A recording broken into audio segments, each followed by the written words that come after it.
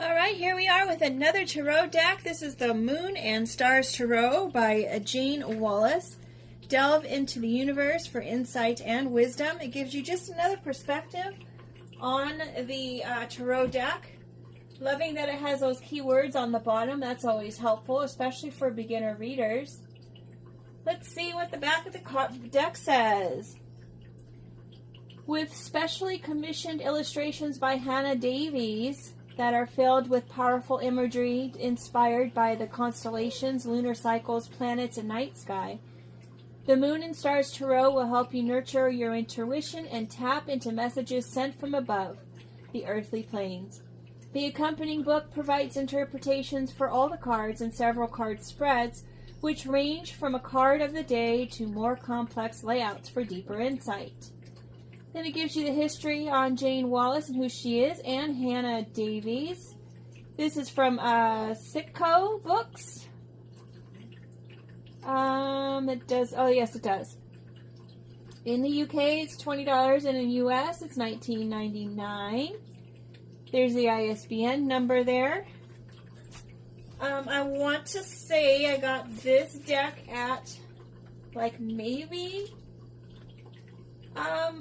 a TJ Maxx location, because it did have a security sticker on it, so I'm not too certain. It could have been Barnes & Noble. We do open up the deck, or the guidebook to Temperance and the Devil. It gives you the keywords there, a quick little explanation. It gives you the meaning word, a star message, and moon magic affirmation for all those cards. You ready to look at the cards? The first one is the Fool, which is change. The Magician, skill. The High Priestess, inner voice. The Empress, nourishment. The Emperor, structure. The Hierophant, guidance. The Lovers, decisions. The Chariot, progress. Justice, truth. The Hermit, solitude. The Wheel of Fortune, karma. Strength, bravery. The Hanged Man, stillness. Death, release. Temperance, healing. The Devil, obsession. The Tower, transformation. The Star, inspiration. The Moon, misinterpretation. The Sun, positivity. Judgment, action. The World, completion. Ace of Cups, satisfaction. Two of Cups, relationships. Three of Cups, celebrations. Four of Cups, distractions. Five of Cups, grief. Six of Cups, past. Seven of Cups, delusion. Eight of Cups, introspection. Nine of Cups, fulfillment. 10 of Cups, completion. Page of Cups, loyalty. Knight of Cups, romance. Queen of Cups, empathy. King of Cups, support. Ace of Pentacles, growth. Two of Pentacles, balance. Three of Pentacles, excitement. Four of Pentacles, control. Five of Pentacles, insecurity. Six of Pentacles, kindness. Seven of Pentacles, vision. Eight of Pentacles, perfection. Nine of Pentacles, comfort. 10 of Pentacles, wealth. Page of Pentacles, prospects. King of Pentacles, trust. Queen of Pentacles, stability. King of Pentacles, security. Then we go into the Ace of Swords, understanding. Two of Swords, crossroads. Three of Swords, heartbreak. Four of Swords, recuperation. Five of Swords, revenge. Six of Swords, movement. Seven of Swords, deceit. Eight of Swords, anxiety. Nine of Swords, trauma. 10 of Swords, conclusions. Page of Swords, education. Knight of Swords, drama. Queen of Swords, independence. King of Swords, knowledge. Whoopsie, they're very slippy cards. Then we've got the Ace of Wands, new beginnings. Two of Wands, planning. Three of Wands, communication. Four of Wands, celebration. Five of Wands, chaos. Six of Wands, achievement. Eight of Wands, speed. Nine of Wands, fear. 10 of Wands, burdens. Page of Wands, invention. Knight of Wands, immaturity. Queen of Wands, charisma. And the King of Wands is passion. There we have it. There is the tarot deck. Should we do a quick reading with these? Let's see what the tarot wants to tell us today using the Moon and Stars Tarot. Ah, that's way too many that we're trying to fall out. All right, that one wanted to come out. The Fool, we have a change in the midst. With the Seven of Pentacles, Eight of Pentacles, the vision and perfection.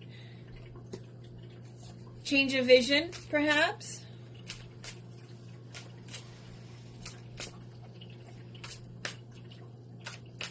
Maybe the bigger picture is being seen now, and it's being seen in a perfect sense. And of course, the Four of Pentacles and the Five of Pentacles came out as far as the control and insecurity of things. Maybe there's a change in the way that you're seeing things. And not having to have the perfect situation or having to control everything. Because when you try to control everything, it's just showing that you have an insecurity about it, right? That you're not too certain.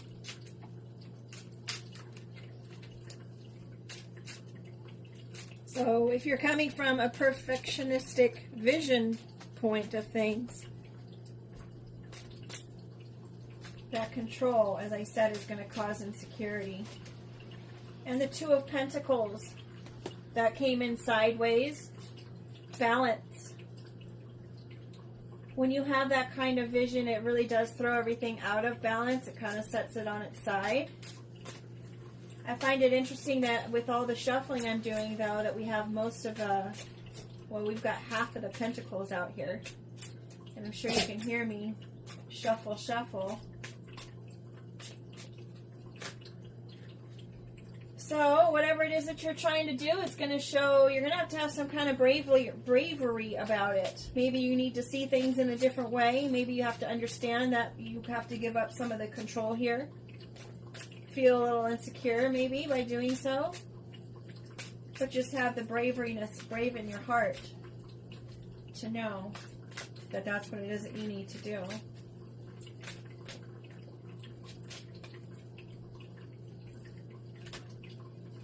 Through that bravely, you can show your charisma. Queen of Wands. Be brave, show who you are. Let your personality show through.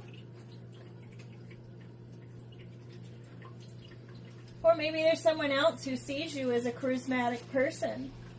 They see you as brave. And that person is needing to not have to be so much in control of things and having their perfectionistic outlook on things. Maybe there's someone who wants to come in and change things for you, but they're having a hard time because things are not ideal in their life. But they do see you as a charismatic and brave person. This person is obsessing about the fact that you are showing to be like you're in solitude throughout the whole thing, regardless of the challenges that you've been having to go through.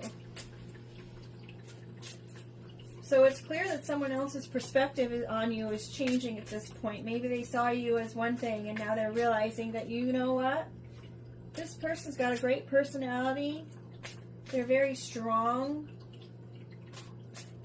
They live life in solitude. And this person is a little obsessive and trying to figure out, like, how has it happened? How does this person do this? Even through everything that they've been through.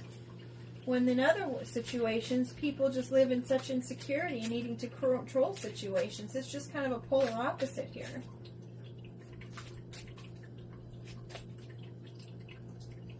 Right? That person is obsessed with it and it's causing chaos within their mindset. Even through all of the chaos that this person goes through, and they still live in solitude and charisma with bravery and having such a good outlook on stuff, regardless of the trauma that they've experienced, they still are in solitude. And this person's obsessed. How in the world does this person do that? How do they do that? Even when they're lacking the nourishment and the structure of anything that's in their life that they can count on.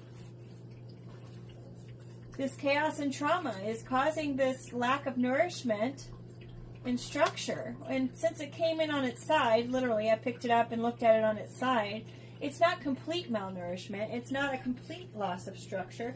But maybe this person doesn't have a home. Right? Maybe they're only kind of taking care of themselves on a halfway. They're not entirely taking care of themselves the way that they ought to. But yet, still, this person has such a great positive outlook on things. They still are living in solitude, and they're very brave through it all. Right? How in the world does this person do that? They're obsessed, trying to figure it out, because it's not just a regular thing. How in the world does someone do it? They're not letting go of this idea either. They're not letting go of the obsession. They want to. They want to move on, and they want to keep going on about their daily business and not have to even deal with the situation, but for something is holding them there.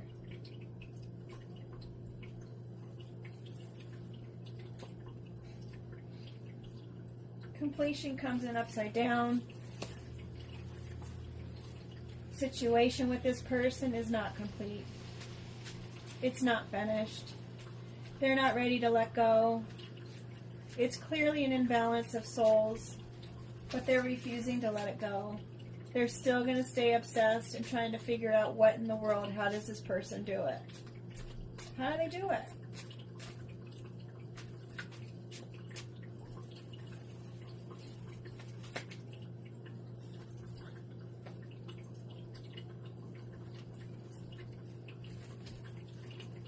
Notice how all those cards are all dark, and here I am putting down all these light cards. Because through this person's progress and how they handle the situation and how they stay strong and how they stay positive, they make progress through all of the chaos.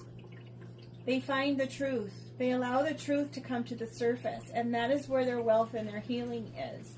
That is where they are going to, that's how they transmute everything that it is that they've gone through. That's where they're gaining that spiritual wealth in the situations. Because there's truth and clarity there. It could also be, the wealth of financial wealth, true. When everything and all the chaos and everything else comes to the light, perhaps there is some underlying wealth that is there once the truth is revealed. And it's in the progress of doing so. But under it all, see, all of them are stacked. Under it all, this person is still brave. They're still sitting in solitude. They still have a positive attitude, and that is showing through their healing. Even though they might be insecure in the situation, they're still going to heal through it because change is on the horizon. Change is there.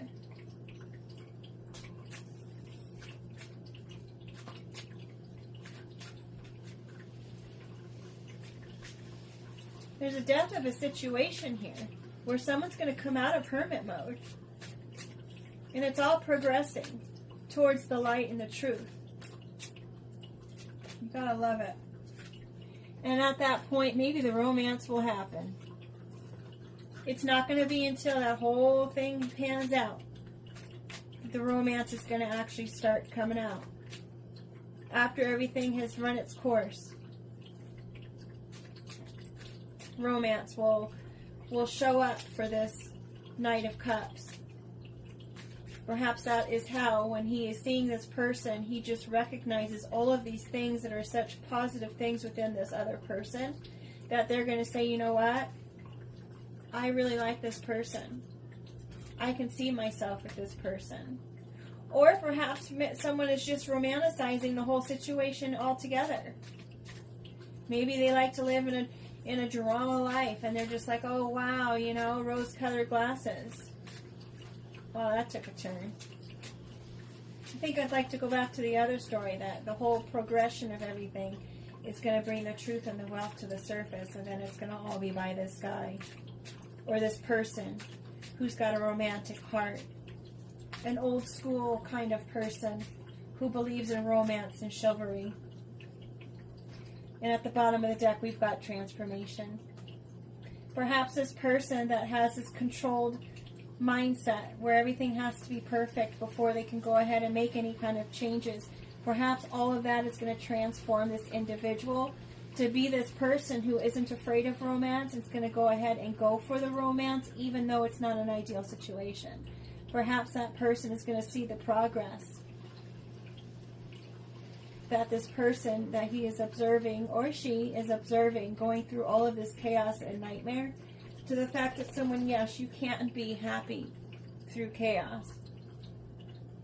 It just takes bravery. It just takes time and solitude in order to go through the healing that you need to go through. Sometimes we need solitude in order to do that, right? Healing doesn't take place unless we want it to.